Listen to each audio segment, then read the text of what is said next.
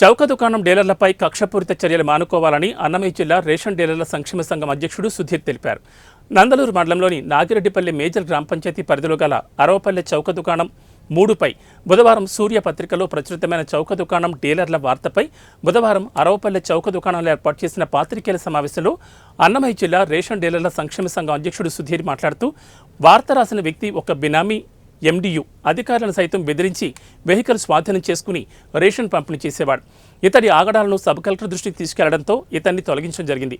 దీంతో కక్ష సాధింపు చర్యలో భాగంగా ఈ వార్తను ప్రచురించారు. అంతేకాని ఎండియు వ్యవస్థ మీద మాకు గౌరవం లేక కాదు.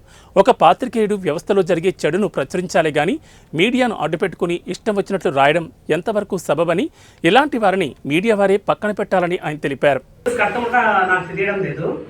కాకపోతే మండలంలో వారు చెప్పిందే వేదం అంట. అంటే నేను ఏమన్నా ఎమ్మెల్యేనా, ఎంపీనా, ఏమని అర్థము? నేను చెప్పింది ఎందుకు వేదం అవుతుంది? నేను ఆఫ్టర్ ఆల్ ఒక డీలర్ని, చిన్న డీలర్ని. నేను చౌక దుకాణం డీలర్ల ఇష్టారాజ్యం. ఏం ఇష్టారాజ్యం తిరుగుతుంది? చౌక దుకాణం డీలర్సే లేరు. ఇప్పుడు ఓన్లీ ఎండియూస్ మాత్రమే ఉన్నారు. నా షాప్ ఒక్కటే ఎండియూ లేడు. ఎందుకంటే 2024లో కలెక్టర్ గారికి నేనే అర్జీ ఇచ్చా, సార్ నా షాప్కు ఎండియూ గారు లేరు, ఎండియూ కావాలి నా షాప్కి అని చెప్పిన తర్వాత వీళ్ళు ఎండియూ నాగరాజును ఇక్కడ అరవపల్లి స్టోర్లో ఎండియూ నాగరాజును ఇక్కడ పెట్టారు స్టోర్లో ఎండియూగా. నాగరాజు రాకుండా నాగరామి బినామీగా సురేంద్ర అనే అతను ఎండియూగా ఇక్కడ డిస్ట్రిబ్యూషన్ స్టార్ట్ చేశారంట. అప్పుడు మా షాప్లో కొన్ని ప్రాబ్లమ్స్ వచ్చినాయి. అతని వల్ల మాకు కొంచెం ప్రాబ్లమ్స్ వచ్చినాయి. అందువల్ల మేము కంప్లైంట్ ఇచ్చాము.